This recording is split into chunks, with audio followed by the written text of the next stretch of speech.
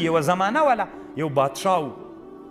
د بادشاه سره یو نږدې ملګری و کله به چې بادشاه راغی کې به ناسته نو دی به راغی په د چوکۍ به ورسره کېناسته بادشاه ته به یوه خبر کوله وی بادشاه وی چې چا ښه در سره کول ته جزا مه ورکوه خو ته الله جزا ورکوي نه ښه خپله راجګېږي دا ښه ده ته بدله ورکوي خو چې چا بد در سره کول نه داسې رښتیا ورته ویلې چې کله به راغی بادشاه ته به کېناسته بادشاه ته به ویلې بادشاه وی چې چا ښه در سره کول ته جزا ورکوه چې چا بد در سره کول دا بد راجګېږي ده ته خپله جزا ورکوي هره ورځ به چې راغی دلته به بادشاه ته دا خبره وکړله نو دلته یو بل سړی په هغه بده لګېدله چې ځان بادشاه ته نږدې نږدې کې هم دا یوه خبر دې زده کړې ده چې چا ښه در سره کول ښه جزا ورکړه چې بد کول ته جزا مه ورکوه دا بد خپله راجګېږي جزا ورکړي نو کرا کرا بادشاه دې سړي ته ډېره داسې نږدې سترګه باندې ورته کتل الله عز وجل داسې وخت راوسته داسې وخت الله راوسته بادشاه ته دا بل سړی راغی ورته ویې ویلې وایي بادشاه وی پلانکی وی چې د باچا له خولې نه بد بوی ځي نو باچا ورته ویلې دا څنګه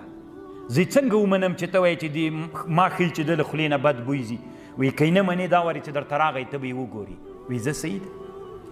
نو دی بیچارهګی خو سړی خبر نه ده دا محسود خبر نه ده ته اوس ورته ګوره چې الله عز وجل دې د خبره رښتیا کوي چا چې ښه در سره کول ښه ورسره وکوي چې چا بد در سره کول جزا مه ورکوي دا بد ده ته جزا ورکوي ومو لیدل که نه د افغانستان په تاریخ کې چا چې بد کړي ول خپله بد جزا ورکړله څنګه ځورېږي اوس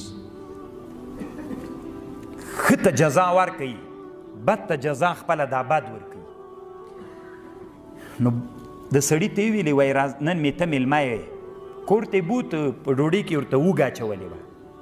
اوږه یې ورته اچولې وله زه تی ډوډۍ چې وخوړله راغی باچا ته یې راوسته باچا ته یې ویلې وایي باچا کېنه باچا ته چې څنګه راغی باچا ورته ویلې چیرې وې نن وایي نن چیرې تللی وم نو باچا ورته ویلې لږ لرې ولاړو چې بوی مې باچا ته د خولې ورنسي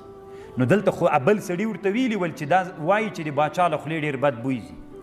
نو دی بیچارهګی خو اوږه نن خوړلې ده دی خو پوه نه ده چل خو یې په ده کړی ده هلته لرې ولاړ د ورته ویلې وایي څنګه باچا ورته ویلې لرې ولاړ یې وایي دغسې نو ورته ویلې دلته نږدې راسه چې نږدې راغی د سړي داسې خوله باندې لاس کېښودلی نو باچا ویلې چې دا خبره رښتیا ده چې ویلي دي چې ده دا خبر کړی چې د باچا له خولې نه بد بوی ځي خط قلم یې راواخیست هېڅ څه یې هم ورته ونه ویلې پاچا هم ډېر هوښیار سړی و ډېر هوښیار خو نه و لکه که هوښیار وای داسې نه کول باچا خط راواخیسته لیکنه یې وکړله او د باچا عادت دا و چې هر چاته به یې خط لیکه د خط کې به پیسې وي بې پیسو خط یې چاته نه لیکه یعنې هر چاته به یې چې خط ولیکه دا معنا چې پیسې ور واچو جب کې چې خط یې ده ته ورکړه دی بیچارهګی خبر نه ده چې باچا ته د ما چا شیطانت کړی ده چې وایي چې باچا له خولې بوی ځي هغه یې په هغه اوږه خوړلې ده دی چې څنګه ووته هغه سړی ورته په مخ راغی وایي چیرې ځې وایي باچا سره مې ولیدل وایي څه درته ویلې وایي دا کاغذ یې راکړه په دې کې شی لیکلي دي ویلې چې پلانکي والي ته ورسه نو ده ویلي دی خو بلد تیار کنه چې ولاله کسې پیسې پکې دي ښې ډېرې وایي دا کاغذ ما ته راکړه نو چې کاغذ یې ترنه واخیسته هغه ورته ویلې ما ته یې راکړه وایي نه در کوم وایي رایې که بس چې وارې که هغه والي ته روان سو نو ده ویلې لکه ښې ډېرې پیسې کې لیکلي چې هلته کېناسته په چوکۍ باندې باچا چې خط وشکه او مهرلا کې خلاص کړه چې خلاص یې کړه چې کې لیکلي دي چې کوم سړي خط در وړی دا حلال که او پوستکه یې له وښو نه ډک که او بیا دې چې پوستکه یې له وښو نه ډک که بیا بېرته ما ته په اوښ راوتړه او ما ته یې راولېږه هغه ورته ویلې صاحب زه نه یم دا یې بل سړي ته ورکړی وایي نه باچا خط بیرته نه رد کېږي دا د باچا قانون ده چې ورې چا خط راوړ داسې لیکلي چې دا چا خط در وړی نوم مو مې نه ده لیکلی تا راوړی ډېرې زارې ورته کړې نه سړی را چپه که پوستکی ترې وویسته له وښو نه یې ډک باچا ته یې بیرته راولېږه لا باچا ته د سړي مړی نه ده را رسېدلی چې هغه سړی چې باچا خط ورکړي چې باچا ته راننوته چې راننوته باچا ته چې باچا سترګې پرې ولګېدلې وایي بیا راغللې ما خو تا ته خط درکړی چې ویې څه وایي هغه وی و چې دې وخت سره ګوري چې هغه هم راننوته هغه وښو نه ډک ډډی یې راوړ دلته یې کېښوده باچا ته یې ویلې وایي باچا صاحب